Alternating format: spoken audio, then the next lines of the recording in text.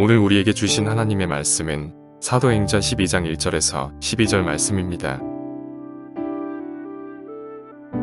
그때 헤롯 왕이 손을 들어 교회 중에서 몇 사람을 해하려 하여 요한의 형제 야고보를 칼로 죽이니 유대인들이 이 일을 기뻐하는 것을 보고 베드로도 잡으려 할세. 때는 무교절 기간이라 잡음에 옥에 가두어 군인 내식인 내 패에게 맡겨 지키고 6월절 후에 백성 앞에 끌어내고자 하더라. 이에 베드로는 옥에 갇혔고 교회는 그를 위하여 간절히 하나님께 기도하더라. 헤롯이 잡아내려고 하는 그 전날 밤에 베드로가 두 군인 틈에서 두 쇠사슬에 매어 누워 자는데 파수꾼들이 문 밖에서 옥을 지키더라. 호련히 주의 사자가 나타나매 옥중의 광채가 빛나며 또 베드로의 옆구리를 쳐 깨어 이르되 급히 일어나라 하니 쇠사슬이 그 손에서 벗어지더라. 천사가 이르되 띠를 띠고 신을 신으라 하거늘 베드로가 그대로 하니 천사가 또 이르되 겉옷을 입고 따라오라 한대 베드로가 나와서 따라갈새. 천사가 하는 것이 생시인 줄 알지 못하고 환상을 보는가 아니라 이에 첫째와 둘째 파소를 지나 시내로 통한 쇠문에 이르니 문이 저절로 열리는지라 나와서 한 거리를 지나매 천사가 곧 떠나더라. 이에 베드로가 정신이 들어 이르되 내가 이제야 참으로 주께서 그의 천사를 보내어 나를 헤롯의 손과 유대 백성의 모든 기대에서 벗어나게 하신 줄 알겠노라 하여 깨닫고 마가라 하는 요한의 어머니 마리아의 집에 가니 여러 사람이 거기에 모여 기도하고 있더라.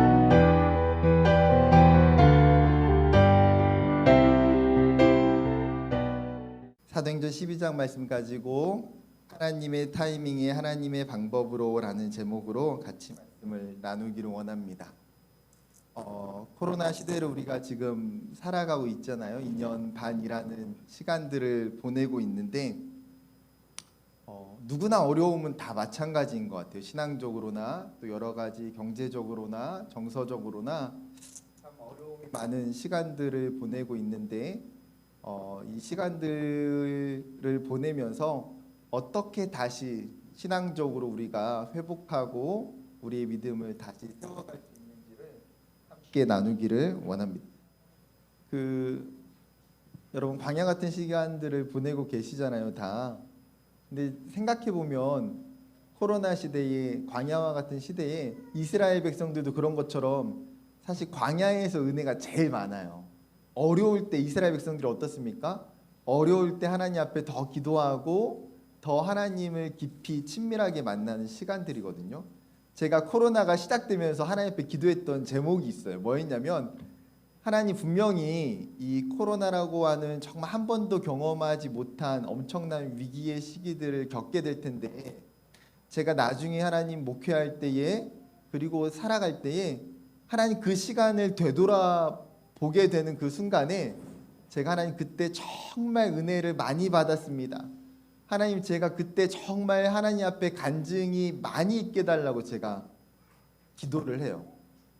지금도 마찬가지고요. 아직 끝난 게 아니기 때문에 하나님이 코로나의 시기가 저에게는 가장 큰 은혜의 시간이 될 수 있도록 저는 저뿐만 아니라 여러분들도 다 동일한 마음이실 것 같아요. 분명하게 광야와 같은 시간이지만 우리가 기도해야 되는 것은 하나님 이 시간들을 통해서 더 많은 은혜들을 달라고 기도를 하면서 나아갔으면 좋겠습니다. 오늘 본문의 말씀을 좀 천천히 같이 나눠보기를 원하는데요. 오늘 본문을 정확하게 이해하기 위해서는 이 본문이 가지고 있는 그 시대적인 상황과 사건의 배경을 먼저 이해하는 것이 굉장히 중요해요. 그게 이제 시작의 문인데 당시에 그 시대적인 상황이 오늘 일어나고 있는 베드로의 이 사건의 결정적인 배경이 되기 때문에 1절을 보게 되면 이렇게 이야기합니다. 그때에 헤롯 왕이 손을 들어 교회 중에서 몇 사람을 해하려 하여. 여러분 신약 성경에 등장하는 헤롯이라고 하는 이 인물은 한 사람을 이야기하는 게 아니에요. 헤롯이라고 하는 어떻게 보면 그 당시의 가문 헤롯이라고 하는 그 가문의 왕들을 총칭하는 단어로 헤롯이라고 보통 우리가 지칭을 합니다. 그래서 성경에 보게 되면 헤롯이 굉장히 여러 명 등장하는 것들을 보게 돼요. 오늘 이 사도행전 12장의 헤롯은 헤롯 아그리빠 1세입니다. 헤롯 아그리빠 1세.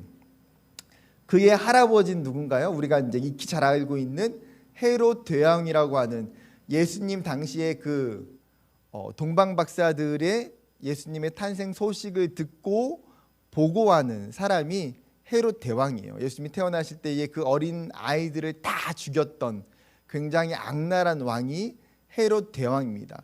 헤롯 아그리파 1세는 그 헤롯 대왕의 손자이죠.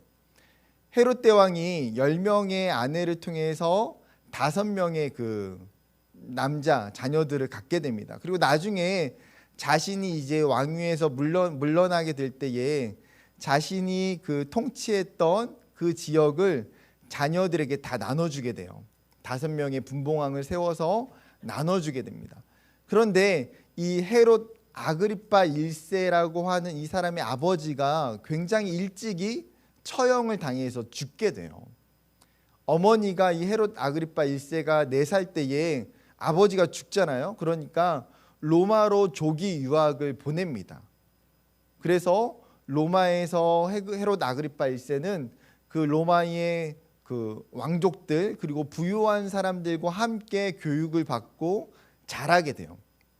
그런데 그 로마에서 교육을 받고 자라면서 누구와 관계를 맺냐면 갈리오라고 하는 사람, 나중에 실제로 로마의 황제가 되는 이 갈리오라는 사람과 어렸을 때부터 친분 관계를 쌓게 돼요. 그리고 나서 헤롯 아그리파 1세도 성장하게 되고 갈리오도 성장해서 로마의 왕이 되니까 어떻게 했겠습니까? 갈리오가 헤롯 아그리파 1세에게 그 당시에 분봉왕 중에 한 명이었던 헤롯 빌립이 통치했던 지역을 이 헤롯 아그리파 1세에게 물려주게 돼요. 통치하라고. 그리고 시간이 더 지나서 또 다른 삼촌이었던 헤롯 안디바가 다스렸던 땅도 나중에는 이 헤롯 아그리파 1세가 또 통치하게 됩니다. 그 뒤에 다른 땅들도 마찬가지예요. 그러니까 실질적으로 헤롯 대왕이 통치했던 그 이스라엘이라고 하는 지역의 모든 땅을 나중에 누가 통치하게 되냐면 헤롯 아그리파 1세라고 하는 이 사람이 통치를 하게 돼요. 그리고 나서 왕이라는 호칭을 얻게 됩니다. 중요한 건 뭐냐면 이 헤롯 아그리파 1세가 통치하고 나서 종교적인 핍박이 굉장히 강력하게 일어나게 되는 타이밍이에요.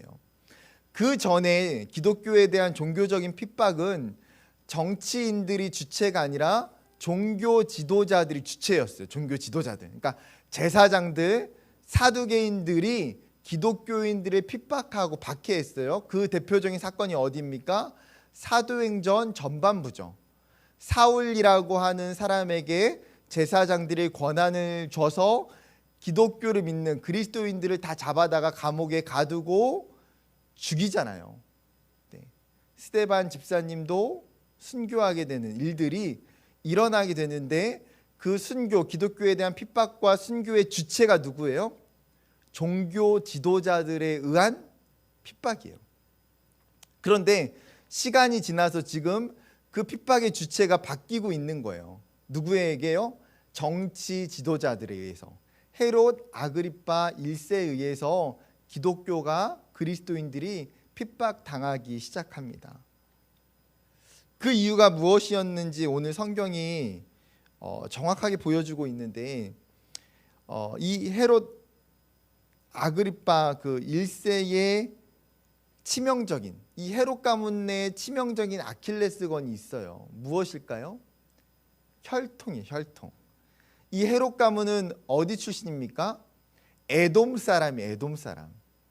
에돔 사람은 누구입니까? 야곱의 첫째 아들이었던 에서의 후손들이죠. 그러니까 지역으로, 그러니까 땅의 지역으로 보면 이스라엘이라고 하는 지역의 남쪽에 이제 에돔이 위치하고 있는데 이 에돔 지역에 살고 있었던 헤롯 가문이 지금 이스라엘 전역을 통치하고 있는 거예요. 로마의 속국으로 정치적 힘을 받아서. 여러분, 이 에돔이라고 하는 사람은 어떤 나라입니까? 끊임없이 사실은 이스라엘과 적대국이에요. 출애굽한 이스라엘이 가나안으로 들어갈 때에도 그 길을, 가나안으로 들어가는 길을 열어주지 않은 나라가 에돔이에요. 에돔을 피해서 돌아서 하나님이 결국에는 가게 하세요.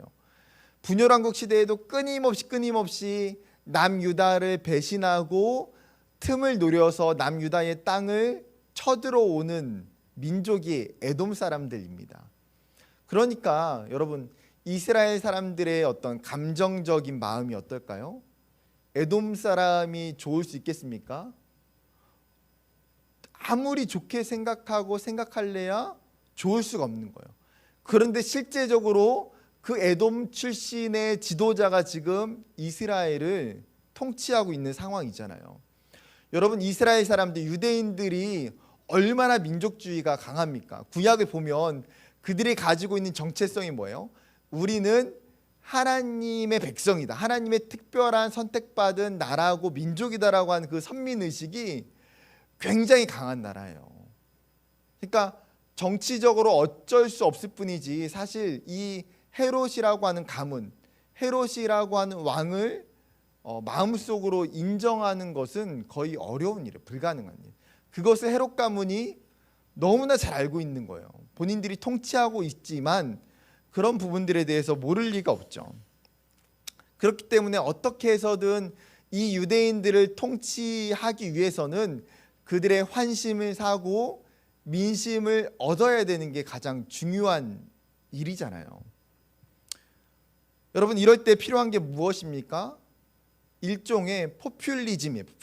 포퓰리즘이 뭡니까? 다른 말로 하면 뭐 대중연합주의라고 표현할 수 있고, 한국어로는 또 실제로 무슨 뜻이냐면 민중의 뜻에 따라서, 그러니까 어떤 국민들의 뜻에 따라서 정치를 하는 것, 그리고 그 민중의 인기를 자신들의 권력의 기반으로 유지하고 사용하는 것을 포퓰리즘이라고 해요. 포퓰리즘.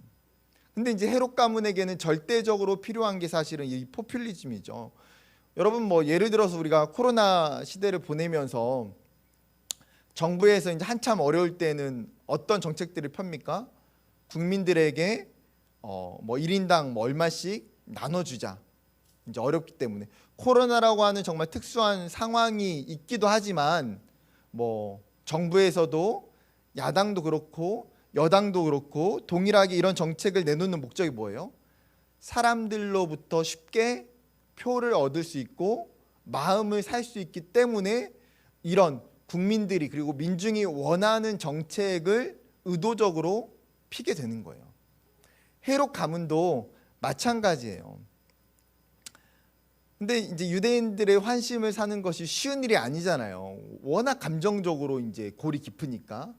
그래서 헤롯 대왕이 유대인들의 민심과 마음을 사기 위해서 폈던 가장 중요한 정책이 뭡니까? 성전 재건이에요. 성전 재건. 헤롯 대왕이 했던 가장 중요한 업적, 성전 재건. 그러니까 성전 재건을 헤롯 대왕이 뭐 신앙이 있어서 여호와 하나님을 사랑해서 성전을 재건해 준 게 아니에요. 목표는 딱 하나예요. 포퓰리즘. 그 유대인들의 환심을 사기 위해서 뭐가 제일 중요할까라고 생각했을 때에 이들에게 성전을 지어주면 되겠다라고 판단한 거예요. 그러니까 이스라엘 사람들이 로마의 그 공격으로 인해서 BC 62년, 63년경에 예루살렘이 무너지고 성전이 회파돼요. 그 두 번째 포로에서 지었던 그 스룹바벨 성전이 회파되고 난 이후에 성전이 없잖아요. 그렇기 때문에 이 헤롯 대왕이 이들에게 다시 성전을 지어주면 이들이 나를 좋아해 줄 거라고 생각해요. 여러분, 보통 재건축의 특징이 뭡니까? 더 크게 짓는다는 거예요. 과거보다 더 화려하고 더 크게 지을 수 있어요. 그런데 사실 유대인의 마음속에 있었던 성전을 바라보는 관점 중에 하나가 뭐였냐면 그 스룹바벨 성전이 다 지어지고 나서 에스라의 말씀도 그렇고요. 학개서 말씀을 보게 되면 어떤 마음들이 있습니까? 이스라엘의 원로들, 이스라엘 제사장들, 그러니까 솔로몬의 성전을 경험했던 사람들이 이 스룹바벨의 포로기의 두 번째 성전이 지어지고 있을 때에 굉장히 슬퍼해요. 마음이 아파해요.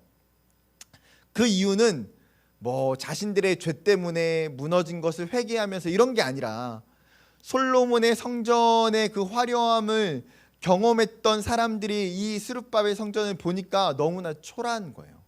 너무나 외형적으로 약한 거예요. 적은 거예요. 그렇기 때문에 항상 그들의 마음속에는 그 솔로몬의 화려한 성전에 비교해서 이 스룹바벨 성전이 너무나 부족하다라는 어떤 인간적인 마음들을 가지고 있어요. 그런데 헤롯 성전은 어떻습니까? 스룹바벨 성전보다 훨씬 더 크게 지어져요. 역사적으로 증거적으로 그 규모가 훨씬 크다고 이야기해요. 그러니까 유대인들의 환심을 이 성전을 통해서 얻게 돼요. 헤롯 대왕이. 그런데 지금 오늘 본문의 헤롯 아그리파 1세도 왕이 되어 보니까 본인이 이제 피부로 느끼는 거예요. 아, 이게 혈통적으로 유대인들의 마음을 사는 것이 너무나 어렵구나 라는 것을 본인도 깨닫게 돼요. 그러면서 어떤 생각을 하게 됩니까? 고민을 하겠죠.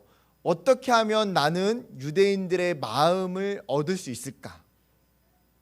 우리 할아버지는 성전을 지어줬는데 나는 무엇을 해야 될까? 여러분, 이 헤롯 아그리파 1세가 로마에서 교육을 어렸을 때부터 조기 유학을 받았잖아요. 굉장히 똑똑하고 굉장히 영악한 사람이에요. 머리가 굉장히 잘 돌아가는 사람이에요. 이 사람이 판단한 게 무엇이냐면 정통 유대주의자들이 반대하는 기독교인들을, 그리고 이 기독교라고 하는 종교를 핍박하고 그들을 붙잡아야겠다라고 생각하는 거예요. 왜요? 여러분, 유대인들의 마음은 갑작스럽게 부흥하고 있는 이 교회, 여러분, 이 기독교가 굉장히 못마땅해요. 그들의 유대인의 입장에서 그리스도를 믿는 사람들 어떤 사람들입니까? 사실은 이단과 같은 사람이에요. 이단과 같은 사람들. 이스라엘 민족에서 어떻게 보면 잡초와 같아서 반드시 제거해야 되는 사람들로 보여져요. 그런데 이 일을 누가 하는 거예요? 헤롯 아그리파 1세가 깨달은 거예요. 이 일을 하면 유대인들이 좋아하겠구나. 그래서 오늘 본문에도 나타나는 것처럼 사도 야고보, 요한의 형제였던 야고보를 잡아서 칼로 사형을 시킵니다. 그런데 이 야고보 사도의 순교는 단순히 한 명의 순교를 이야기하는 거가 아니에요.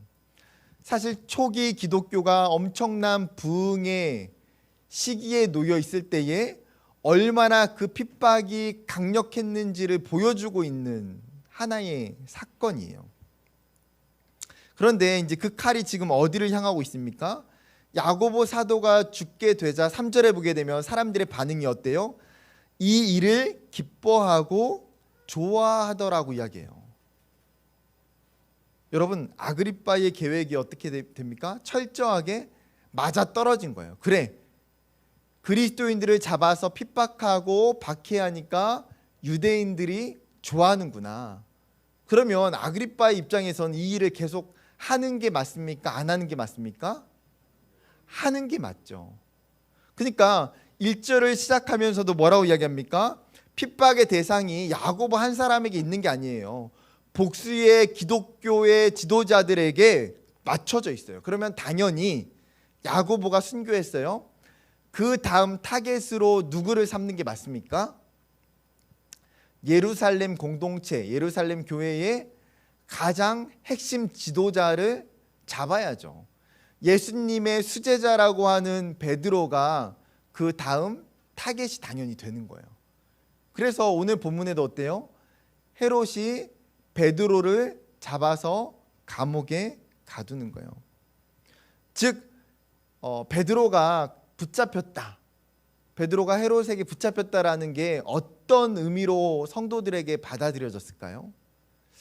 그래, 베드로도 이제 곧 순교하겠구나. 베드로도 야고보와 동일한 상황에 처하게 되겠구나라고 성도들은 생각할 수밖에 없는 거죠. 그런데 여러분, 베드로의 그 처형이 곧장 이루어지지 않아요. 베드로를 붙잡았는데 바로 죽이지 못하고 감옥에 가두게 됩니다. 그 이유가 무엇입니까? 이 사건이 일어나고 있는 날이 언제예요? 무교절이라고 이야기해요. 무교절. 그러니까 베드로가 잡혀 있는 기간이 지금 무교절에 잡힌 거예요.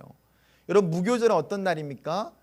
이스라엘 백성들이 애굽에서 출애굽하는 그 사건을 기념하는 1월 14일 무교절, 그리고 나서 1월 15일부터 1월 14일이 유교절이고 1월 15일부터 한 주간이 무교병을 먹으면서 그 출애굽의 사건을, 하나님의 은혜를 기억하는 날이 무교절이에요. 나중에 시간이 지나서 유월절과 무교절을 합쳐가지고 같이 이 절기를 지내요. 그러니까 이스라엘에 있어서 가장 3대 절기가 맥주절, 그리고 초막절, 그리고 무교절이에요. 무교절.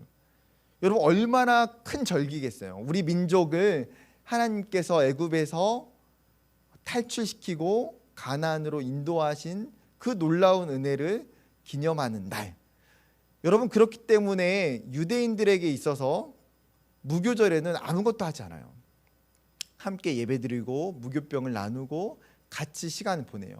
그렇기 때문에 이 무교절에는 재판도 금지되고 사형도 할 수가 없는 거예요. 그러니까 헤롯이 그것을 너무나 잘 알기 때문에 베드로를 잡아서 바로 죽이고 싶지만 못 죽이고 그냥 감옥에 집어넣을 수밖에 없는 거예요. 그래서 지금 감옥에 있는 거예요. 그리고 나서 오늘 성경 본문은 베드로가 감옥에 있는 투옥의 상황을 구체적으로 기록하고 있는데, 군사 4씩 4패를 맡겨서 베드로를 지키게 해요. 여러분, 군사 4명씩 4패라는 건 몇 명입니까? 4 곱하기 4는 뭐예요? 16. 그러니까 베드로 한 사람을 지키기 위해서 몇 명이 보초를 서요? 16명이 3시간씩 나눠서 보초를 서고 있는 거예요. 왜 이렇게, 베드로 한 사람 지금 감옥에 집어넣어 있는데 왜 이렇게 합니까? 이렇게 철동같이 헤롯이 감시했던 이유는 다른 게 아니라 사도행전 5장에 보게 되면 그 사도들이 감옥에 갇히게 돼요. 제사장들과 사두개인들에 의해서 감옥에 가둬놓는데 어떤 일이 일어납니까? 하나님이 사도행전 5장에도 기적적으로 감옥문을 열게 하시고 사도들이 어떻게 합니까? 떳떳하게 성전에 올라가서 말씀을 전하는 놀라운 기적을 경험하게 돼요. 그러니까 초자연적인 방법으로 하나님이 사도들을 풀어나게 하셨어요. 여러분, 이 사건에 대한 소문을 헤롯도 그 당시에 있는 지도자들도 알고 있는 거예요. 그러니까 또 그런 일이 발생될 수 있는 것을 미연에 방지하기 위해서 오히려 사도행전 5장보다도 지금 12장은 더 철저하게 지키려고 하는 거죠. 심지어 그 4명이 한 타임에 보초를 쓰게 될 때에 또 어떻게 합니까? 6절에 보게 되면 베드로가 두 군사의 틈에서 두 쇠사슬에 매어 자는 데라고 이야기해요. 그러니까 2명은 감옥 밖에서 지키고요, 2명은 감옥 안에서 지키는데 어떻게 지킵니까? 베드로 옆에서, 베드로의 오른손에 쇠사슬을 차고 왼쪽에 있는 간수가 자기 왼팔에 쇠사슬을 찼을 거고요, 또 왼편에 있는 간수는 자기 오른팔을 베드로의 왼팔과 또 같이 쇠사슬에 묶었을 거예요. 여러분 그 경찰이 죄인들 포박할 때 어떻습니까? 죄인의 팔에 하나 수갑을 걸고 또 경찰 자기에게 걸줘요. 도망 못 가도록 철저하게 그냥 붙잡아 두려고. 이게 남의 일이니까 심각하게 안 느껴지지. 여러분, 뭐 감옥이 아니어도 옆에서 침대에서 누가 양옆에 막 붙어가지고 잔다고 생각해 보세요. 편안하게 잠이 오나요? 그러니까 저도 이제 가끔씩 막내가 바닥에서 자다가 이제 침대로 올라오거든요. 침대가 좁잖아요. 저랑 아내랑 자는데 사실 뭐 저랑 아내랑 자면 딱 편해요, 제가 볼 때는. 근데 이제 그 중에 애가 한 명이 오면요, 제가 그날에 진짜 편하게 못 자요. 막 양 옆에서 이제 막 눌리고 제가 막 계속 미니까 막 떨어지려고 하고. 저희 막내는 몽유병 아닌데 약간 자다가 가끔씩 벌떡 일어나요. 그냥 자다가 그냥 벌떡 일어나서 반대로 그냥 푹 또 자요. 또 그냥 자다가 또 벌떡 일어나서 또 자요. 약간 습관이 좀 그런 습관이 있어요. 그러니까 몇 번이나 제가 옆에서 깨요. 근데 베드로는 심지어 그 옆에 간수들이 자기의 그 수갑을 차고 지키고 있어요. 여러분 아무리 뭐 쇼생크라고 하고 아무리 어떤 뭐 천재적인 탈옥범이라고 해도요, 탈옥할 수 없는 상황이에요. 탈옥할 수 없는 상황. 헤롯은 이 무교절만 지나면 곧바로 백성 앞에 베드로를 끌고 가서 죽이려고 지금 작정하고 있는 거예요. 여러분 이 정도 되면 베드로의 상황이 어떤 상황입니까? 답이 없는 상황이에요. 절망적인 상황. 꼼짝없이 사실은 죽기만을 기다리고 있는 상황이에요.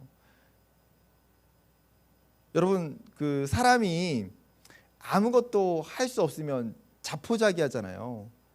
베드로가 이제 나중에 보게 되면 비몽사몽해서 잠을 자잖아요. 잠을.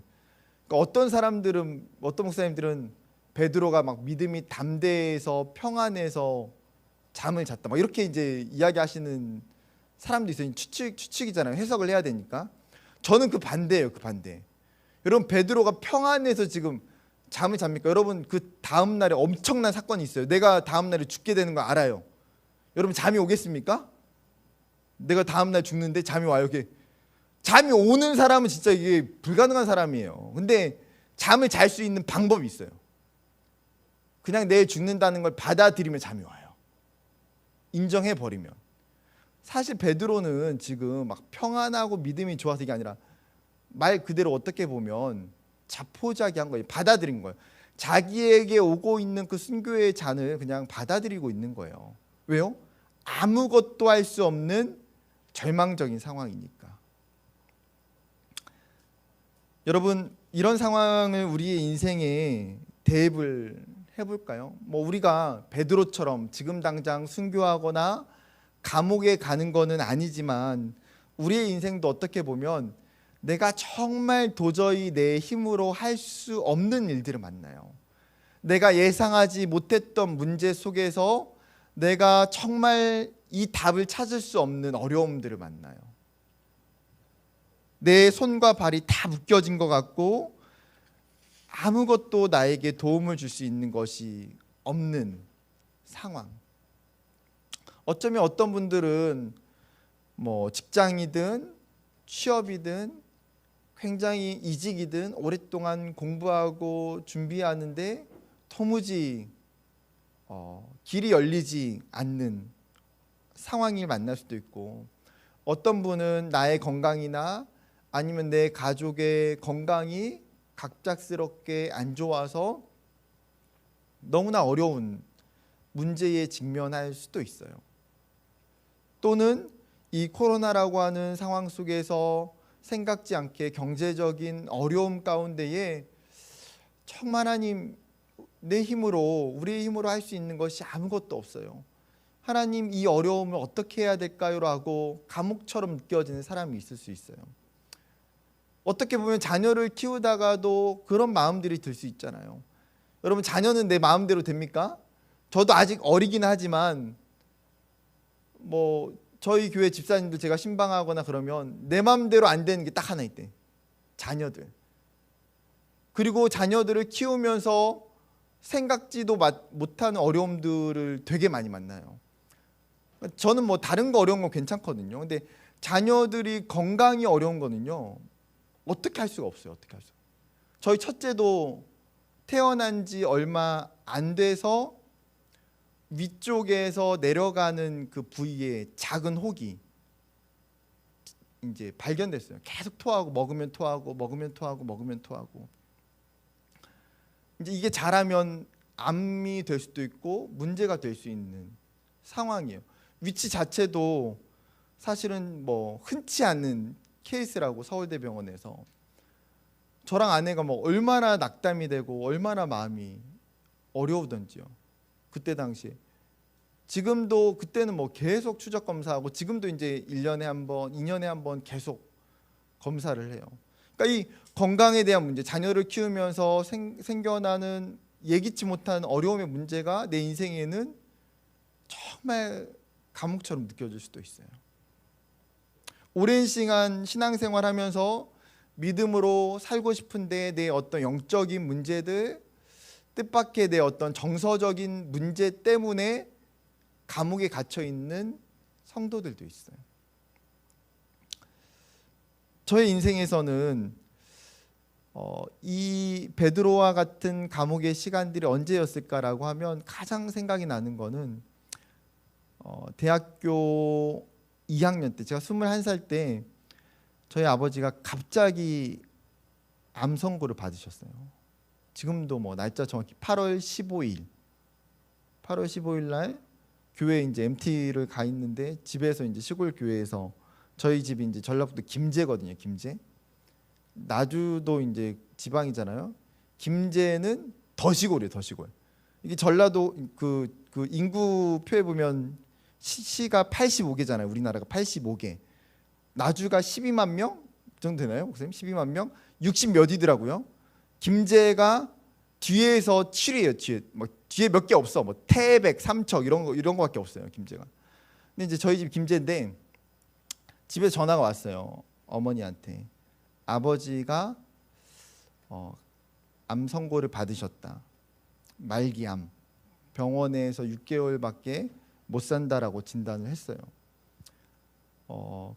그리고 나서 뭐 수술을 굉장히 많이 하셨어요. 수술을 5번이나 하시고 항암도 32차까지 받으셨어요. 결국에는 3년 6개월 투병하시고 하나님이 부르셔서 천국에 일찍 가셨어요. 제가 군대 말년 휴가에 나와 있을 때 아버님이 소천하셨어요. 근데 이제 아버님이 돌아가시고 나서 제 인생이 한순간에 그냥 밑바닥으로 떨어졌어요. 왜냐면 이제 신앙적으로도 저희 아버지가 굉장히 저에게는 영적인 좀 스승이고 굉장히 저의 지지자였어요. 정말 많이 기도해 주시고 정말 좋으신 분이셨는데 아버지가 떠나니까 그 어떤 정서적인 외로움이 확 몰려오고 신앙적으로는 하나님에 대한 그 막 원망과 분노. 저는 이제 예수 믿으면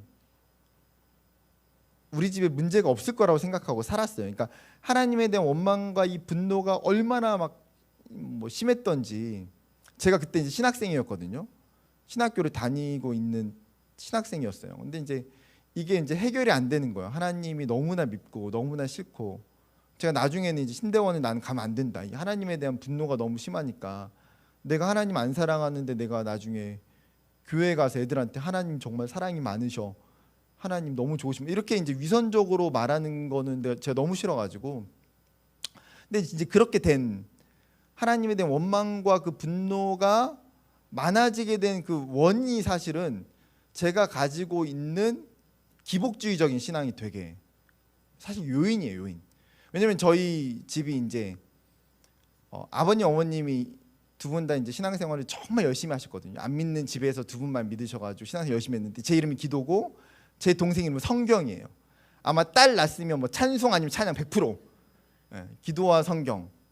그러니까 아버님 목회자는 아니셨어요. 농사를 지시다가 이제 나중에 이제 공무원 시험을 보시고 뒤늦게 이제 공무원을 하셨는데 어머님 가정주부로 계셨고. 저희 집은 이제 어렸을 때부터 독특하게 아버님 휴가 가면 이제 6일 휴가 가면 3일은 중고등부 교사를 되게 오래 하셨어요. 부장이랑. 그래서 3일은 무조건 중고등부 수련회. 어렸을 때부터 우리 친구들 대단해요. 청년부 수련회 따라왔는데 저도 어렸을 때부터 중고등부 수련회 다 따라다녔어요. 부모님이 어쩔 수 없이 두 분 다 교사를 하시니까. 그리고 나머지 3일은 가족 휴가로 기도원을 갔어요. 초등학교 어렸을 때부터 중학교 때까지. 저는 원래 교회 다니면 휴가는 기도원 가는 줄 알았어요. 원래. 근데 고등학교 때 처음 알았네. 나만 기도원 가는 거. 제가 그 사실하고 되게 분개했는데 우리 집은 왜 기도원을 가냐 휴가 때. 근데 이제 독특한 집이었어요. 당연히 휴가는 무조건 기도원. 항상 가는 그 기도원이 있었어요. 근데 이제 제가 이 이야기를 하는 건 그 기도원은 오랫동안 다녔잖아요. 항상 다니면서 제가 은혜도 많이 받았어요. 하나 감사하긴 해요. 근데 이제 그 당시에 기도원이 가지고 있는 한국교회 뭐 장점이 있지만 많은 메시지의 특징이 뭐예요? 기복주의적이었어요. 예수 믿으면 복 받는다라는 메시지가 굉장히 강했어요. 근데 예수 믿으면 복 받는다 뭐 여러 가지 복을 이야기하셨지만 예수 믿으면 복 받는다의 복의 많은 부분이 또 뭐예요? 사실 세속적인 복이었어요. 예수 믿으면 성공하고, 예수 믿으면 잘 살고, 예수 믿으면 신앙 좋고, 예수 믿으면 병도 낫고, 예수 믿으면 안 아픈다. 근데 저는 저의 그 가치관 속에 기복주의적인 가치관이 굉장히 강했던 사람이에요. 그러니까 제가 신앙적으로 뭔가 열심히 하는 게 예수님 사랑해서가 아니라 내가 예수님 앞에 열심히 해야 복 받으니까라는 그 사고 구조가 저에게 굉장히 강한 거예요. 근데 저는 예수 믿으면 어려움이 없는 줄 알았는데 아버지가 그렇게 아프시고 나중에 돌아가시면서 이 제 기복주의적인 가치관이랑 대치가 되잖아요. 우리 집이 내가 이렇게 예수를 열심히 믿는데 왜 이렇게 고난을 당하지? 저희 아버지 돌아가시고 나서 어머니가 그 다음에 얼마 안 있어서 암 선고를 또 받으셨거든요. 제가 하나님 이렇게 예수를 믿어도 고난이 이렇게 많으면 하나님 예수를 왜 믿을까요? 그러니까 제 생각에는 다 이렇게 고난, 예수 믿으면 고난이 프리패스 한다고 그 당시에는 생각을 했어요. 지금 그렇지 않지만 지금은 고난은 모든 그리스도인이 똑같다고 생각해요. 그런데 그런 마음 때문에 영적으로도 이제 완전히 무너지고 경제적으로도 저희 부모님 되게 독특하세요. 살면서 돈을 안 모으시고 살자라고 두 분이 결정하셨어요. 저는 지금 그러면 안 된다고 생각합니다. 네, 그게 뭐 옳은 건 아니에요. 근데 부모님은 하나님 앞에서 굉장히 이제 정직하시고 깨끗하시고 옳은 마음으로 돈을 모으면 뭐 작은 돈이지만 선교하고 돈을 모으면 더 어려운 사람들에게 흘려보내고 돈 모으면 교회 건축할 때마다 다 내고. 저희 집은 돈을 모아본 적이 없어요. 아버지가 암 선고 받으시는 그날에 저희 집 통장은 마이너스 300만 원이었어요. 저희 집이 가지고 있는 돈은. 그러니까 이제 아버지가 돌아가셨잖아요. 경제적으로 돈도 하나도 없는. 어머니 일 안 하시죠. 저 학생이죠. 제 동생은 이제 대학 가기 직전이죠. 그러니까 인생이 너무나 비참한 거예요. 하루아침에. 아버지 돌아가시기 전에는 그렇지 않았거든요. 그래도 되게 잘 지내고 뭐 신앙적으로나 경제적으로나 잘 살았어요. 근데 어느 순간에 제 삶이 한순간에 정말 베드로처럼 감옥에 갇힌 거예요. 그런데 제 힘으로, 제 의지로는 아무것도 할 수 없는 상황. 그게 너무나 힘든 거예요. 영적으로도 내가 이거를 헤어나오고 싶다라는 마음은 알지만 내가 하나님에 대한 이 분노, 원망, 미움 이것들을 벗어나야 된다는 거 알지만 해결이 안 되고, 경제적으로는 당연히 제가 할 수 있는 건 아무것도 없고, 정서적인 그 외로움도 해결이 안 되고, 그 시간들을 하나님 저에게 보내게 하셨어요. 저의 인생이 베드로의 감옥. 뭐 그 뒤에도 뭐 고난과 어려움들이 있지만, 여러분 저의 인생뿐만 아니라 어쩌면 우리의 인생이 지금 베드로가 직면하고 있는 이 절망적인 상황, 정말 포기하고 싶은 순간들을 다 경험할 거예요. 경험을 하신 분도 있고 하고 계신 분도 있고 또 할 수도 있어요. 여러분 그렇다면 우리가 그런 상황에 놓일 때에 어떻게 해야 되느냐죠. 그런 상황 만나요.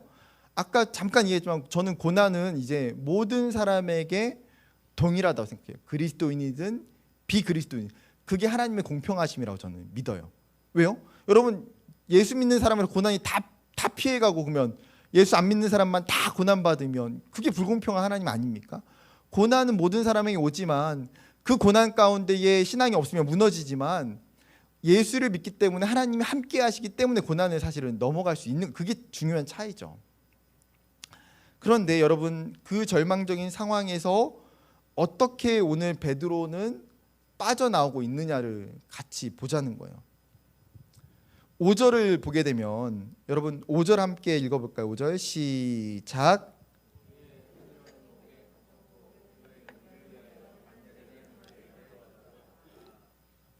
한 절만 더 읽어볼게요. 12절입니다. 12절 시작.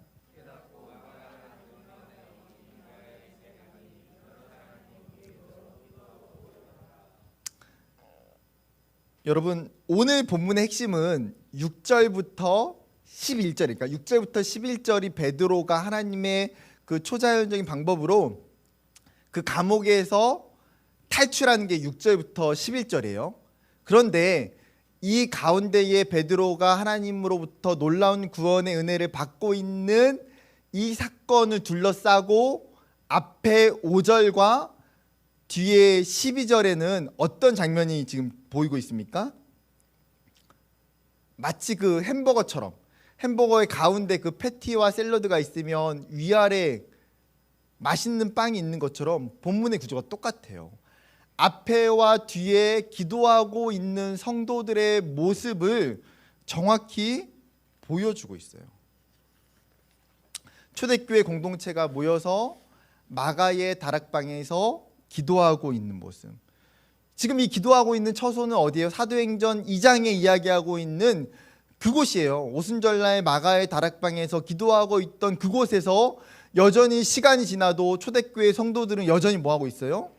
그곳을 기도의 처소로 삼아 함께 기도하고 있다라는 거예요. 즉 여러분, 성도들의 그 기도와 하나님의 역사심을 얼마나 거미줄처럼 긴밀하게 연결되어 있는지를 성경이 보여주고 있는 거예요. 우리는 이 장면을 놓치면 안 된다는 거죠. 사실 오늘 본문에서 여러분 5절과 12절의 말씀이 빠져도 본문의 사건은 전혀 문제가 안 돼요. 기록되는데. 심지어 5절과 12절의 본문이 빠지는 게 문맥의 흐름상은 더 자연스러워요. 헤롯에 의해서 베드로가 갇혔고 무교제로여서 지금 감옥에 있고 지금 하나님이 풀려나게 하셨고 베드로 탈출했어. 이게 문맥상 맞잖아요. 근데 흐름에서 일부러 다른 장소에서 일어나고 있는 사건을 한 사건처럼 끼워 넣은 거예요. 이해가 되시죠? 지금 다른 곳에 있잖아요. 베드로가 있는 감옥과 성도들이 기도하고 있는 곳은 다른 장소와 다른 사건이에요. 그런데 이 A라고 하는 베드로의 놀라운 구원의 역사가 B라고 하는 그 성도들의 기도의 원동력에 의해서 일어나고 있다는 것을 하나님이 철저하게 가르쳐 주고, 그러니까 무려 2번이나, 한 번만 이야기해도 될 것을 무려 2번이나 강하게 하나님이 반복하고 계시는 거예요. 무슨 말입니까? 하나님의 역사는 결국은 뭐예요? 성도들의 기도와 무관하지 않다는 거예요. 아니, 무관하지 않은 정도가 아니라 절대적. 하나님의 역사는 절대적으로 기도를 해야 일어나게 된다라는 거예요. 여러분, 에레미야 선지자를 통해서 하나님이 에레미야 29장 12절 13절에 이렇게 말씀하세요. 너희가 내게 부르짖으면 내게 와서 기도하면 내가 너희들의 기도를 들을 것이요 너희가 온 마음으로 나를 구하면 나를 찾을 것이요 나를 만나리라. 아멘. 뭐라고 말씀하십니까? 너희가 나를 부르짖으면 내가 그 기도를 들을 것이고 구하면 만나주겠다 약속하셨어요. 그러니까 하나님에 대한 간구와 응답은 동전의 양면이라는 거예요. 반드시 뭐예요? 간구하고 부르짖고 찾아야 하나님이 들으시고 만나주시고 응답하시겠다는 거예요. 영적인 필연적 인과관계라는 거죠. 이게 신앙적으로. 여러분, 우리에게 무엇이 필요해요? 부르짖음이 필요해요. 하나님께 구하고 하나님께 찾는 것이 필요해요. 성경을 봐도요, 범죄에서 죽을 수밖에 없었던 그 이스라엘의 죄를 위해서 모세가 기도할 때에 하나님이 들으세요. 한나가 잉태하지 못하는 것 때문에 정말 슬퍼하며 하나님 앞에 기도할 때에 하나님이 한나의 기도를 들으세요. 3년 동안 비가 오지 않았던 그 땅을 위해서 기도했던 엘리야의 그 기도를 하나님이 들으시고요, 죽을 병에 걸려 그 생명 연장을 위해 기도했던 히스기야의 그 기도를 하나님이 들으세요. 여러분, 성경을 읽다 보면 믿음의 사람들에 있는 수많은 그 하나님의 역사, 하나님의 일하심, 하나님의 그 기적은 기도하는 것과 동일한 선상 속에서 간다라는 거예요. 때로는 하나님이 그냥 전적으로, 하나님이 강권적으로 일하시는 부분도 분명 있긴 하겠지만 기본적으로는 대부분 어때요? 믿음의 사람들에게 있는 태도는 기도하는 거예요. 기도하는 거. 시편 66편에도 이렇게 시편의 저자가 고백하고 있어요. 66편 19절과 20절입니다. 그러나 하나님이 실로 들으셨으며 내 기도 소리에 귀를 기울이셨도다. 하나님을 찬송하리로다. 그가 내 기도를 물리치지 아니하시고 그의 인자하심을 내게서 거두지 아니하셨도다. 지금 이 시편의 저자가 자기가 경험하고 있는 하나님을 고백하면서 뭐라고 말합니까? 그 하나님은 나의 음성에 세밀하게 귀를 기울이시는 하나님이시다. 그 하나님이 어떤 기도일지라도 우리의 그 기도의 제목을 함부로 파쇄하거나 쓰레기통에 버리지 않는다는 거예요. 하나님이 알고 들으시고 그 인자하신 하나님, 그 하나님의 성품 때문에 하나님이 응답하시는 거죠. 제가 이제 자녀가 생기면서 느끼게 되는 게, 여러분, 그 아이들의 말 한마디 한마디가 그냥 그 놓쳐지지 않고 들려지게 돼요. 얼마 전에 저희 첫째 아들이 몇 년 전에 성탄절 선물로 이제 터닝맥 카드를 갖고 싶어서 이제 제가 몰래 숨겨뒀어요. 이제 그 부모님들 다 어렸을 때는 하시잖아요. 그 선물 밤에 놔두면 아침에 일어나서 짜자잔 터닝맥 카드 자기가 받고 싶은 걸 받았으니까 얼마나 좋겠어요. 그러고 나서 이제 저희 아들이 저한테 하는 게, 아빠 내년에는 산타 할아버지한테 말해서 터닝맥 카드 말고 변신 로봇으로 좀 선물해 달라고 해주세요. 이제 그 당시에 모르니까, 제가 준 걸 모르니까, 지금은 다 알아요. 아빠가 준 거 다 알아요. 근데 그 당시에 모르니까 이제 부탁을 해요. 그러면 제가 어떻게 하겠습니까? 그걸 기억할까 안 할까요? 기억해요. 제가 그렇게 막 비정한 아빠가 아니에요. 제가 주고 싶은 거 줘, 그런 아빠 아니에요. 아이들이 뭘 원하는지 아이들의 마음과 간구와 소원을 그래도 들어주고 싶은 게 인간적인 부모잖아요. 근데 하물며 여러분, 하나님 아버지는 어때요? 하나님 아버지는 선하시고 의로우신 하나님이에요. 우리의 기도를 정말 세밀하게 들으시는 하나님이시기 때문에 우리의 요청과 간구를 물리치지 아니하신다는 거예요. 여러분, 그렇기 때문에 우리가 막 절망적인 상황, 고난의 상황에서 기도하는 게 세상 사람들의 입장에서 볼 때는, 야, 너가 능력이 부족해서, 힘이 없어서, 지혜가 없어서, 너가 방법이 없어서 기도하는 것밖에 안 되는 거 아니냐라고 무능력하게 볼 수 있지만, 여러분, 그리스도인들에게 기도는 무능력이 아니에요. 그게 가장 중요한 무기고 가장 힘 있는 능력이에요. 우리의 기도에 하나님의 능력이 나타나기 때문에, 여러분, 오늘 베드로의 사건을 통해서 드러나는 것처럼 불가능한 그 상황과 환경을 깨트리고 이 모든 것들을 다 뒤엎는 것은요, 뭐랑 연결이 되어 있다고요? 성도들의 기도, 초대교회 공동체의 기도라는 거예요. 베드로를 위해서 간절히 그들이 기도했기 때문에 하나님이 그 기도를 듣고 계셨어요. 여러분, 코로나의 상황이 2년 반이 지나가고 있습니다. 어렵고 힘들고 답답한 시간들을 다 보내요. 처음 1, 2년은 뭐 너무나 힘들었던 것 같아요. 편하게 사람들 만나지도 못하고 교회도 못 가고 예배도 온라인으로 드리고 어려운 시간들을 보냈어요. 여러분, 그 대부분 그 신앙의 롤러코스터를 경험했을 것 같아요. 그 광야의 시간 속에서 무엇을 돌아봐야 될까요? 나는 그 2년 반의 시간 동안 힘들었어. 그런데 그 힘든 시간 동안 내가 하나님 앞에 얼마나 기도했는지를 돌아봐야 돼요. 내가 그 감옥에 있는 시간 동안에 나는 하나님 앞에 정말 진심으로 기도했는지를 돌아봐야 돼요. 여러분, 광야라고 해서 기도 못합니까? 우리가 코로나라고 하는 시기를 보내면서 기도 못하나요? 아니에요. 여러분, 다윗이 그 사울을 피해서 10년 동안 도망치는 삶을 살잖아요. 사울의 그 다윗의 의지와 상관없이. 근데 사무엘상 23장을 보게 되면 그일라 사건이 등장하는데, 이제 그일라라고 하는 블레셋 그 접경 지역이에요. 블레셋에서 20km만 가면 뭐 걸어서 5시간만 되는 그 지역에 추수때가 돼서 이제 블레셋이 그 타작마당을 곡식 저장 창고를 공격해요. 그러니까 접경지대는 항상 그런 위험이 도사리고 있잖아요. 그런데 그일라가 공격을 받을 때에 이 소식을 다윗이 듣게 돼요. 그리고 하나님 앞에 기도해요. 하나님, 이 블레셋이 그일라 지역을 공격해 왔는데 하나님, 제가 가서 그들을 도와줘야 될까요? 라고 기도를 해요. 그럴 때 하나님 뭐라고 말씀하십니까?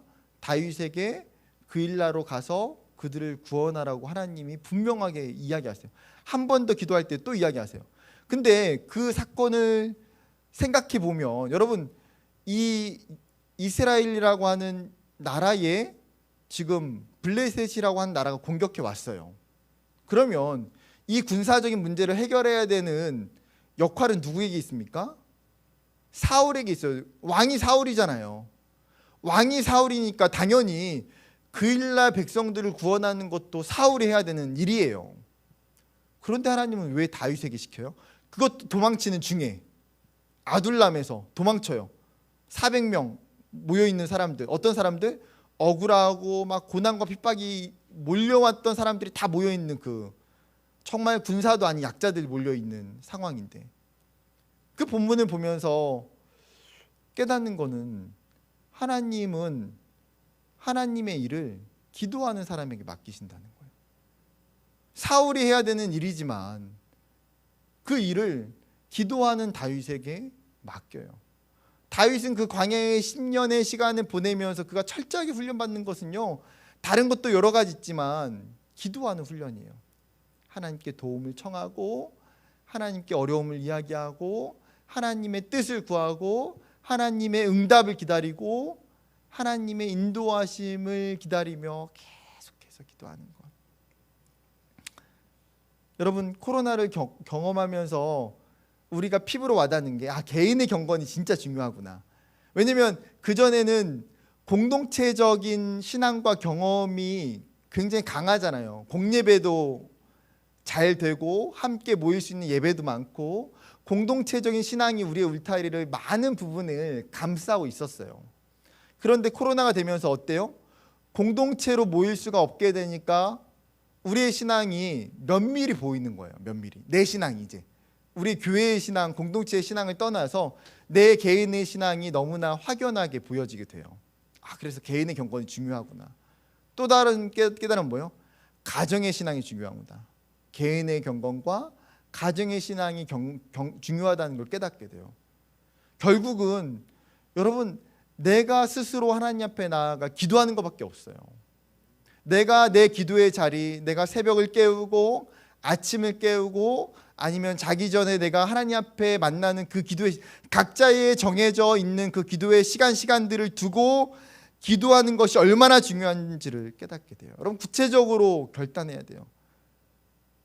제가 청년들에게도 말씀을 전하면서 정말 강요하는 거는 다른 거 아니다. 예수 잘 믿는 거는 정말 말씀과 기도 가운데 있다. 말씀과 기도하는 거. 청년들 보면요, 너무 기도를 안 해요. 너무 기도할 게 너무 많아요. 너무 바쁘고 너무 할 게 많고 새벽에는 자야 되고 아침도 자야 되고 저녁에는 놀 게 너무 많아요. 근데 기도하냐 물어보면 기도를 안 해요. 기도를. 근데 여러분, 한국 교회의 가장 큰 은혜의 신앙적 유산은 뭐예요? 기도예요. 기도. 어쩌면 한국 교회가 이렇게 많은 은혜를 받고 한국에 있는 많은 성도들이 정말 은혜를 받았던 것은 우리의 기도였어요. 믿음의 선조들의 그 기도였어요. 여러분, 그 기도가 우리의 믿음과 우리의 신앙을 지켜가는 거예요. 지켜가는 거. 저는 이제 목회자로 목회를 하지만 저희 아내는 이제 직장을 다니고 있어요. 사모이지만 저는 저희 아내의 꿈과 비전이 있다고 생각하고 저희 아내의 삶은 하나님 앞에서 그냥 아내의 삶이 있고 저는 저의 삶이 있다고 생각해요. 열심히 직장을 다녀요. 저도 굉장히 바쁘게 사역을 하거든요. 정말 일찍 나가서 정말 늦게 들어와요. 청년들 사역하다 보니까 또. 근데 저희 아내는 더 바빠요. 더 늦게 들어와요. 근데 제가 이제 저희 아내를 굉장히 존경하거든요. 제가 존경하는 인물이에요. 저희 아내가. 근데 저희 아내가 참 존경하는 게 뭐 사모로서 어떤 역할, 항상 본인도 부담이에요. 내가 사모로서 뭘 해야 될까?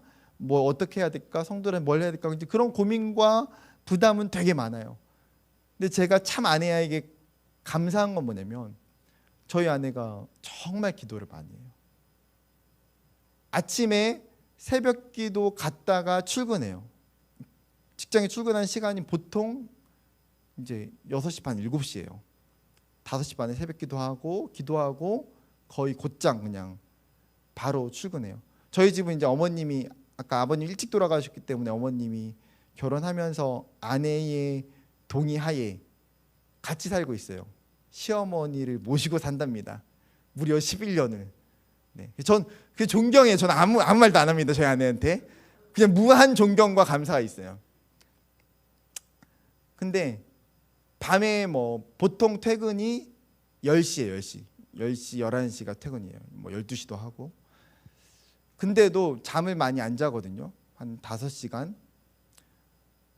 이제 옆에서 얼마나 일을 많이 하는지를 제가 잘 알고, 그러니까 가끔씩은 저는 이제 의무적으로 새벽 기도를 잘 나가야 되잖아요. 설교도 있고요.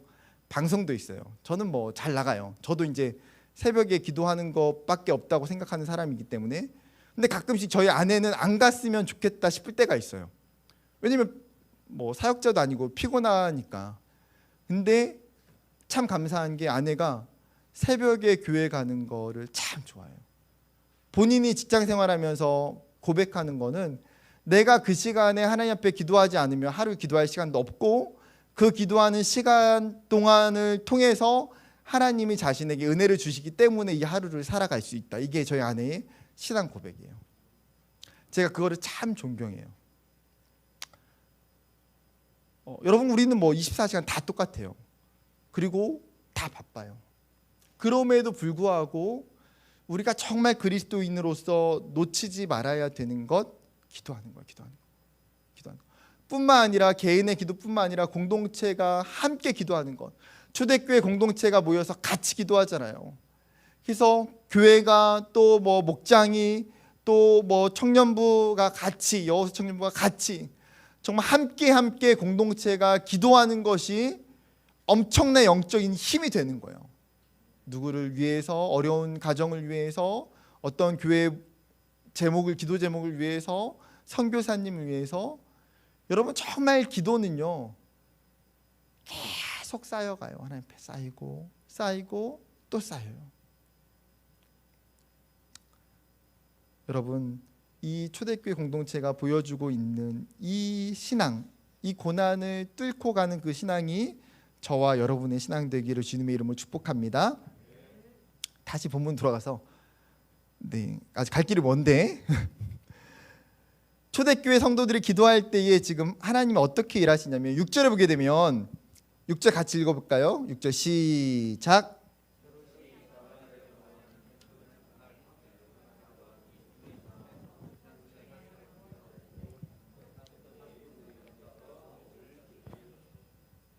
우리가 놓치지 말아야 되는 중요한 구절 중에 하나가 6절인데, 왜 그러냐면 하나님이 일하시는 시작 포인트가 이 6절에 기록되어 있어요. 헤롯이 잡아내려고 하는 그 전날 밤에, 헤롯이 잡아내려고 하는 그 전날 밤에. 여러분, 우리가 그냥 쉽게 지나갈 수 있는 구절인데 여기에 중요한 영적인 원리가 있어요. 여러분, 헤롯이 잡아내려고 하는 그 전날 밤이라는 게 어떤 날인가요? 무교절, 시간으로 보면 무교절 마지막 날이에요. 마지막 날. 그러면 그 다음 날이 되면 뭐 어떻다는 거예요? 헤롯이 잡아내서 처형한다는 거예요. 무교절만 끝나자마자. 베드로에게 지금 디데이가 오고 있어요. 죽음의 발걸음이 그의 앞에 다가오는 시간, 도저히 이제는 아무것도 할 수 없는 그 시간. 그런데 놀라운 사실은 그 시간, 헤롯이 잡아내서 죽이려고 하는 그 전날 밤에 하나님이 일하시는 시간이라는 거예요. 하나님 일하시는 시간. 우리의 시간 개념으로는 내 시간을 다 써버린 것 같아요. 내 인생이 여기서 정말 디엔드가 날 것 같은 시간인 거예요. 그런데 하나님의 시간 개념 속에서, 하나님의 일하심 속에서 여기는 뭐예요? 스타트예요. 스타트. 디엔드가 아니라, 엔딩 포인트가 아니라 하나님의 다시 터닝 포인트가 되는 시점이에요. 하나님이 새롭게 일하시고 하나님의 역사가 일어나는 시점. 마치 수많은 사람들이 몰려와서 어떤 문제를 해결하고자 노력했는데 해결이 안 돼요. 다 떠나요. 다 떠나요. 그런데 다 떠난 그 자리에 하나님이 서서히 등장하고 계세요. 그리고 아무도 하지 못했던 문제를 단숨에 해결해 버리세요. 여러분, 그러면 이런 질문이 찾아올 수 있어요. 하나님은 왜 이렇게 극적인 상황, 극적인 타이밍을 좋아하시는 걸까요? 여러분, 사실 저도 그렇고 여러분들도 다 동의하시겠지만 저는 이런 하나님의 방식이 진짜 마음에 안 들어요. 하나님 별로야. 아니, 응답해 주실 거면 빨리 해주시면 얼마나 좋아요. 속 안 썩이고 오래 기도 안 하고 즉각 하나님 문제 있으면 기도하는 대로 빨리 도와주실 거면, 어차피 도와주실 거면, 저는 기도 그렇게 가끔 시작하거든요. 하나님 어차피 도와주실 거면 좀 시간을 좀 땡겨주세요. 하나님 좀 더 기다리지 않게 땡겨주세요. 하나님 풀어주실 거면 더 고생 안 하게 하나님 도와주세요. 그런데 저희의 이런 마음과 무관하게, 아마 여러분의 마음과 무관하게 하나님은 종종 어때요? 오늘 본문과 같은 상황들로 역사하실 때가 많아요. 왜요? 이것들을 통해서 하나님은 하나님의 존재와 하나님의 일하심을 우리에게 인정하도록 만드는 거예요. 인정하도록. 하나님이 어떤 분이신지, 그리고 그 일 가운데, 그 사건 가운데에 하나님의 일하심이라고 완벽하게 인정하도록. 예를 들어서 여러분, 가정에 너무 어려운 일이, 문제가 생겼어요. 그런데 이 문제가 너무나 쉽게 빨리 해결이 되어버리면, 이 문제가 해결되고 나서 그 결과를 통해서 영광을 차지하는 대상이 인간이 될 확률이 높아요. 간혹 하나님이라는 인식이 있지만, 하나님께 감사하기도 하지만 빨리 잊어버려요. 한 가지 예를 들면, 제가 청년들을 맡아보니까 수능을 마치고 대학에 일찍 붙는 아이들이 있어요. 수시든 이렇게, 또 심지어 자기가 원하는 대학에 또 수시에 붙는 아이들도 있어요.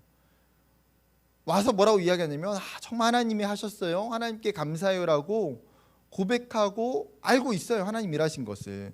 그런데 2달 뒤에 3달 뒤에 교회를 안 와요. 안 와. 간혹 주님을 섬기는데 그 주님이 우리가 믿는 주님이 아니라 참이슬, 새벽이슬, 화이트 카스, 다양한 주님 있잖아요. 다양한 주님. 그러니까 세상으로 어느새 가버린 거예요. 대학교 들어가서. 여러분, 하나님이 하셨고 은혜로 대학에 들어갔다고 이야기하는데 까맣게 잊어버리는 거예요. 왜요? 너무나 쉽게 내 문제와 내 상황들이 해결되면 우리는 연약한 인간이기 때문에 망각의 동물이에요.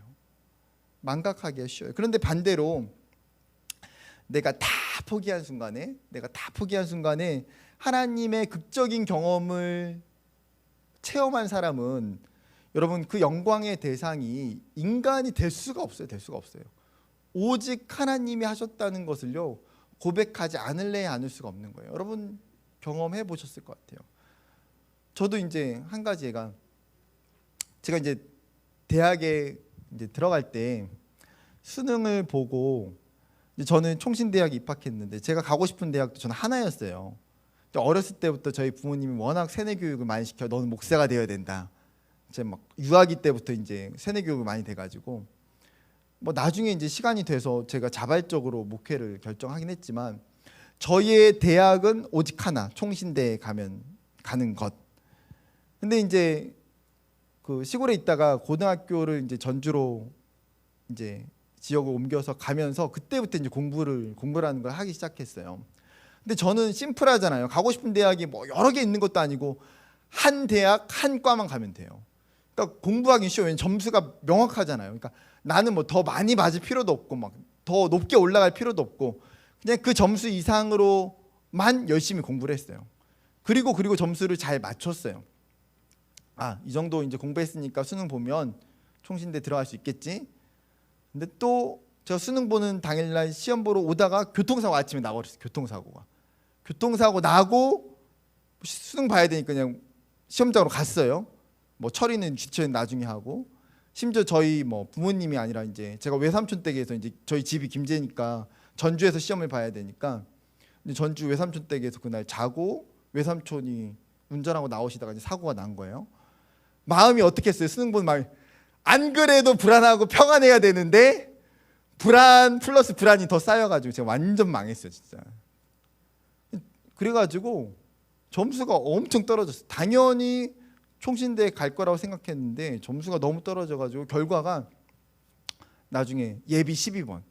총신대가 이제 그 당시에는 가고 싶은 사람만 가기 때문에 예비가 잘 안 나와요. 왜냐면 목회자 될 사람들은 당연히 가고 싶어 하니까. 근데 제가 예비 12번인데 보통 그 전에 이제 예비 7, 8번에서 다 끊긴대요. 그래가지고 처음에는 7명인가 빠지고 그다음에 2명 빠지고 한 자리 남았는데 제 앞에 4명이 남았어요. 4명이 한 자리 남았는데 근데 그 4명이 다 취소를 했어요. 제가 2월 거의 중반 마지막에 그 한 자리 90명 뽑는데 제가 90등 꼴등 들어갔어요. 꼴등. 왜냐면 제가 제 뒤에 있는 예비번호 이름 알거든요. 그 예비번호가 그 다음에 입학했어요. 그러니까 제가 이제 문 닫고 들어간 거잖아요. 제가 이제 총신대 입학해서 신관 올라가서 기도하는데 예전 같았으면 제가 총신대 입학했으면 하나님 제가 열심히 공부해가지고 들어왔어요. 하나님 너무 감사해요. 이랬을 텐데 제가 그런 기도 할 수 있겠습니까? 입으로? 못해요. 하나님 이곳에 가게 하신 것도 제 실력과 제 능력과 제 힘이 아니라 하나님이 저에게 철저하게 네가 했다는 게 아니라 내가 너를 인도했다는 거를 보여주려고 하나님이 하신 줄 믿어요. 제가 1%도 고민 안 해요. 제가 한 거 아무것도 없이 그냥 하나님이 하시는 거구나. 그러니까 그 마지막까지 극적인 순간에 하나님 일하신다는 것은요, 하나님을 인정하게 만들어요. 사랑하는 여러분, 하나님은 이 마지막 순간에 일하시는 거예요. 때로는 우리의 마음 가운데 하나님 문제, 이 어려움 빨리 해결해 주셨으면 좋겠어요 라고 기도하지만 하나님이 그 시간들 우리에게 오랫동안 때로는 인내하게 하시고 견디게 하실 때가 있어요. 정말 그 마지막에 베드로가 감옥에 무교절 그 마지막 같은 때에 하나님이 우리를 이끄세요. 그 하나님의 일하시는 타이밍을 인식해야 돼요. 이것을 인식하는 게 왜 중요합니까? 이것을 인식하는 사람은 하나님에 대한 소망을 놓지 않아요. 하나님에 대한 신뢰를 놓지 않아요. 하나님 앞에서 내가 아무리 내 상황과 환경이 낙심이 되고 절망이 되고 힘들고 어렵지만 이 마감 1분 전에 일하시는 하나님, 마지막 순간에 극적으로 일하시는 그 하나님을 기억하고 있는 사람은 어때요? 끝까지 하나님 앞에 기도하며 매달리는 거예요. 하나님을 신뢰하게 돼요. 하나님 우리의 가정의 문제, 하나님 내 직장의 문제, 하나님 내가 해결할 수 없지만 하나님의 때에 우리는 알 수 없어요. 그 하나님의 때가 언제인지를 알 수 없지만 그 하나님의 때에 정말 정확하게 하나님이 일하실 줄 믿습니다. 이 믿음이 우리에게 생기는 거예요. 그리고 이 믿음이 있으면 뭐예요? 우리가 세상 가운데에 담대할 수 있는 거예요. 세상 가운데에 지치거나 낙심하지 않고 견딜 수 있는 견딤. 여러분 신앙인에게 있는 건 견딤이잖아요. 견딤. 이 땅에 살아가면서 믿음으로 견디는 신앙. 여러분 이 사실을 오늘 말씀에서 하나님 우리에게 보여주세요. 내가 너희의 삶의 그 마지막 순간에 너를 건져낼 것이다. 너를 통해 일할 것이다. 베드로의 그 마지막 순간에 하나님의 역사가 어때요? 7절에 보게 되면 주의 사자가 나타나서 감옥에 환한 빛이 비추기 시작해요. 그리고 천사가 옆구리를 쳐서 깨우고 쇠사슬이 벗겨지고 천사가 말하기를 띠를 띠고 신을 신고 겉옷을 두르고 나를 따라오라고 이야기해요. 근데 이 장면이 마치 뭐랑 오버랩되냐면 이스라엘 백성들이 출애굽할 때에 있는 그 표현, 그 단어, 그 장면과 굉장히 오버랩돼요. 즉 하나님은 이스라엘을 그 애굽에서 구원해서 끄집어내신 것처럼 지금 뭐예요? 베드로의 인생의 그 감옥에서 출애굽시킨다는 거예요. 내가 너를 구원하고 있다는 것을 하나님이 정확히 보여주고 있어요. 그러니까 베드로는 아직도 비몽사몽에 모르잖아요. 자기가 하나님 하신 건지 몰라요. 그런데 나중에 천사를 따라가다 보니까 어때요? 초소의 문이 3개가 있는데 자동문이에요. 가니까 열리고 가니까 열리고 가니까 열리고. 분명히 보초가 있고 지키는 사람이 있었을 텐데 그 철저한 감옥 속에서 하나님이 다 열어주시고 베드로를 건져내 주세요. 그가 그 길거리에 나와서야 깨닫게 돼요. 아, 하나님이 하셨구나. 하나님이 하셨구나. 여러분, 이게 어떻게 가능합니까? 우리가 단순히 성경이기 때문에 가능하죠. 초대교회이기 때문에 가능하죠. 그렇게 치부하면요, 우리와 우리의 신앙과 연관성이 없어요. 여러분, 이게 가능한 것은 성경이 뭐예요? 하나님과의 동행이라는 거예요. 주의 사자를 통해서 하나님과 동행한 그 베드로가 하나님의 그 능력, 하나님의 그 구원, 하나님의 그 기적을 경험하는 거는 당연한 거예요. 여러분, 베드로가 물 위를 걸을 때에도 사람이 물 위를 걸을 수 있습니까? 못 걸어요. 그런데 어떻게 가능합니까? 그가 예수님을 의지해서 그 예수님의 은혜를 통해서 예수님이 계시는 그 물 위를 걷게 되는 거예요. 즉 하나님과 동행할 때에 하나님이 그 삶에 간접적으로 때로는 직접적으로 하나님의 역사를 분명히 나타내신다는 거예요. 저는 믿어요. 여러분의 삶에, 저의 삶에 있는 베드로의 감옥과 같은 문제들을 하나님이 열게 하시고 하나님이 나오게 하실 거라는 거죠. 제가 저희 집에 간증 하나 이야기하면, 제 동생이 있거든요. 아까 이야기했던 성경. 이제 제 동생이 작년에 이직을 했어요. 이제 그 전라도 전주에서 이제 한 대학교에 행정 공무원으로, 행정직으로 이제 일하다가 서울로 이제 오고 싶은 마음에, 사실 전주를 내려가면서도 서울로 이제 쓰고 싶었는데 군대 전역하면서 처음 봤던 시험에 붙어서 이제 전주로 내려갔어요. 그것도 이제 하나님의 뜻이라고 생각하고 내려갔어요. 근데 마음은 사실 처음부터 서울로 오고 싶은 거예요. 쉽진 않죠. 근데 5년 동안 전주에서 이제 일을 하면서 5년 동안 이제 상반기 하반기 이제 공채가 올라오잖아요. 대학교 행정직이. 5년 동안 시험을 계속 봤어요. 내려가면서부터, 일을 하면서부터. 왜냐하면 이것도 하나님의 부르심이라고 생각하지만 올라가는 것도 하나님 앞에 기도하고 본인의 소망이기 때문에 계속 기도를 했어요. 당연히 시험 볼 때마다 떨어지죠. 왜냐면 붙을 수가 없어요. 서울 자체가 경쟁이, 대학교 뭐 이런 말 하면 좀 뭐 설교 들으신 뭐 대학교 행정 지원 없으시죠? 성도분 중에 꿀 직장. 제가 볼 때는, 제가 보는 직장 중에 진정한 꿀 직장은 대학교 행정직입니다. 제 동생 보면서 편해요. 본인은 힘들다고 하지만 좋은 직장이에요. 그러니까 뭐 경쟁률이 굉장히 높거든요. 근데 뭐 서울에 있는 직장이니까, 서울에 있는 대학이니까 뭐 스카이 대학들, 뭐 엄청 대학들 다 쓰죠. 원서를 다 써요. 저희 동생이 볼 때마다 떨어져요. 이제 총 5차가 있는데 뭐 1차 서류는 붙어요. 왜냐면 뭐 성적은 나쁘지 않고 하니까 서류는 붙고, 그런데 이제 2차가 그 시험이에요. 시험. 문항풀이 시험. 이제 문제풀이 시험인데 2차에서 다 떨어지는 거예요. 왜냐면 당연히 다른 아이들은, 뭐 다른 이제 그 직장에 가려고 하는 사람들은 뭐 고시원에 들어가든 뭐 노량진에 가든 그 시험만 준비하잖아요. 계속 공부만 해요. 일 안 하면서. 근데 이제 제 동생 같은 경우는 일을 해야 되기 때문에 공부할 시간도 별로 없고 공부도 많이 안 했어요. 솔직히 말해서. 당연히 2차에서 떨어졌어요. 9번 연속 2차에서. 그리고 3차, 4차, 5차가 면접이에요. 면접. 9번 떨어졌어요. 마지막 10번째에 이번까지 하고 이제 그만두자. 왜냐면 사실 제가 그 전부터 일찍이 권면했어요. 시험 보는 건 아닌 것 같다. 하나님의 뜻이 아닐 수 있으니까 일찍이 포기해라. 왜냐면 제가 봐도 경쟁이 안 되는 거예요. 너가 일하면서 시험을 보는 거는 그냥 공부하면서 또 똑똑한 애들이 보는 거랑 경쟁이 되기가 어렵다.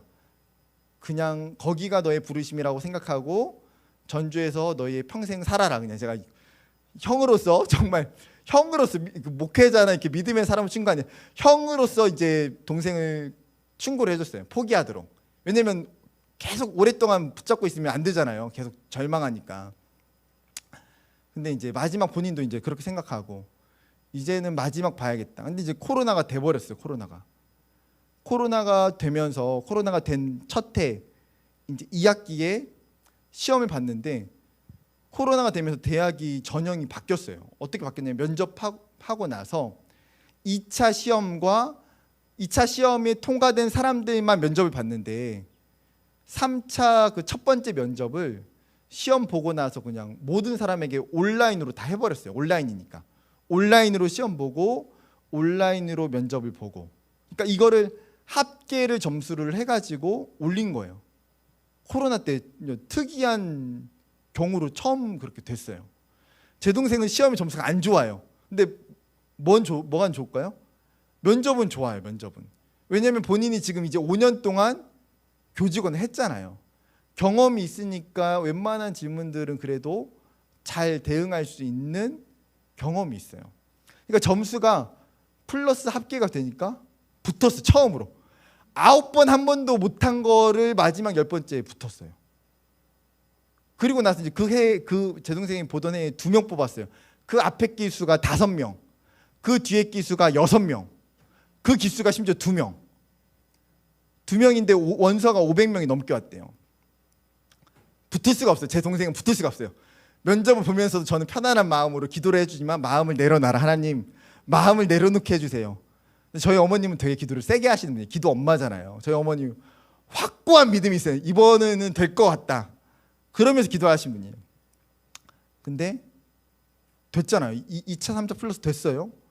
그리고 나서 4차 면접도 10몇 명이 뽑는데 됐어요. 5차 면접도 마지막도 6명인가 5명인가 6명 보는데 2명 뽑는데 제 동생이 됐어요.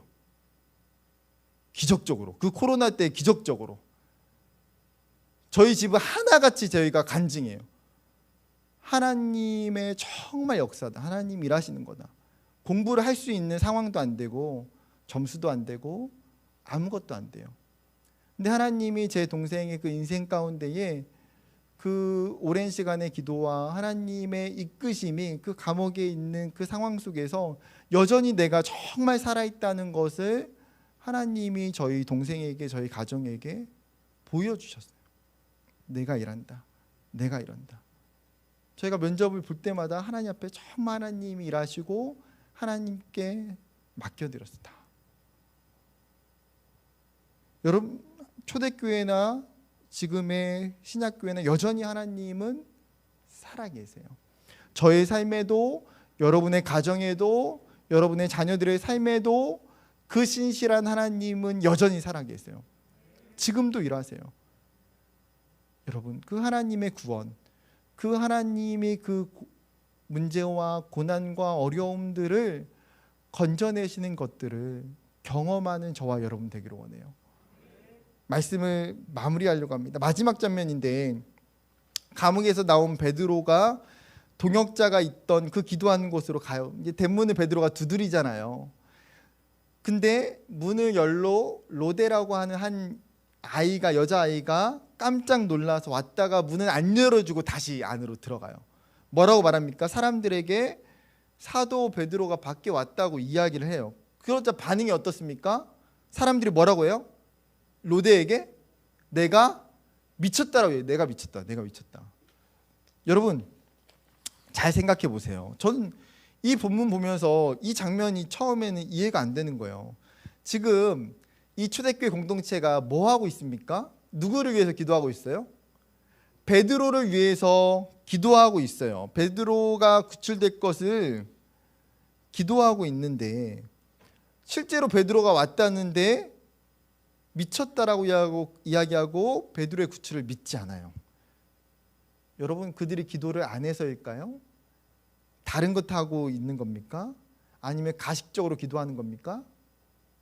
아니에요. 그런데 왜 이렇게 반응할까요? 왜 그러냐면 성도들이 기도한 그 기도의 제목과 하나님이 응답하시는 방법이 다르기 때문이에요. 이해가 가세요? 분명히 성도들은 기도했을 거예요. 뭐라고 기도했겠습니까? 당연히 베드로를 살려주세요라고 기도했을 거예요. 아마 구체적으로 기도했으면 뭐라고 기도했을까요? 하나님, 베드로의 혐의가 무혐의로 풀려나서 재판에서 풀려나서 구출되게 해주세요. 아니면 하나님, 헤롯의 마음을 하나님 바뀌어주셔서 베드로가 사형을 면할 수 있도록 도와주세요. 그럼 기도를 하지 않겠습니까? 하나님 구원해 주세요. 그런데 우리가 기도하는 그 기도의 제목이 그들 앞에 나타났던 기도의 응답과 다르기 때문에 눈앞에 벌어지는 일을 믿지 못하는 거예요. 믿지 못하는 것. 여러분, 우리가 우리의 문제를 놓고 우리가 어떤 것들을 기도할 때에도 마찬가지예요. 때로는 내가 기도하는 것과 하나님이 다르게 역사하실 수도 있다는 거예요. 하나님이 다른 방식으로 다른 모습으로 일하실 수 있다는 거예요. 여러분 그러면 그거는 기도 응답이 아닙니까? 기도 응답이 아니에요? 기도 응답이에요. 근데 한국 교회에 또 우리가 가끔씩 오해하는 게 뭐예요? 하나님은 내가 기도하는 제목대로 응답하셔야 돼. 하나님은 내가 간구하는 대로 기도에 응답해 주시기를 원해. 기도 응답이라는 건 여러 가지잖아요. 때로는 정말 거절도 기도 응답일 수도 있고요. 하나님이 기다리게 하시는 것도 기도 응답일 수도 있고 전혀 다른 방법으로 나타나는 것도 기도 응답일 수도 있어요. 근데 우리는 기본적으로 마음이 한 가지. 내가 생각하고 있는 나의 틀. 근데 성경은 오늘 이 마지막 장면을 통해서 성도들에게 우리에게 보여주고 있는 게 뭐예요? 하나님이 일하시는 방법은 전혀 여러분 초대교회와 공동체가 기도하면서 이렇게 응답될 거라고 생각했을까요? 그 밤에 죽기 전에 하나님의 감옥문 다 여시고 하나님 탈출하기를 그렇게 기도했을까요? 아니라는 거예요. 아니라는 거. 여러분 기도는 우리가 원하는 대답을 구하는 게 아니에요. 하나님 앞에 내가 원하는 답을 들어달라고 떼쓰는 게 아니에요. 기도는 무엇입니까? 하나님께서 하나님의 방법으로 일하시는 것을 간구하는 것.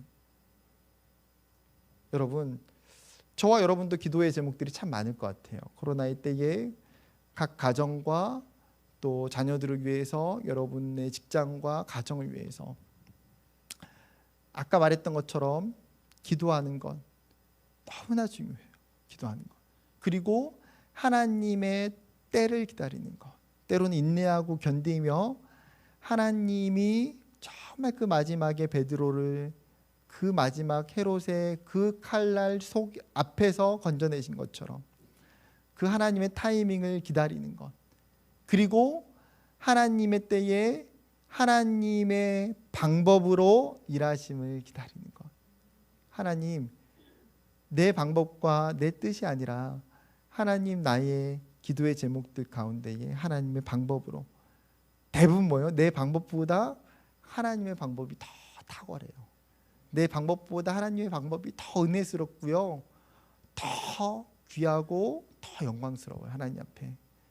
우리의 마음 가운데에 이 믿음과 이 신앙을 가지고 이 코로나의 시간들을 믿음으로 살아내는 저와 여러분 되기를 주님의 이름으로 축복합니다.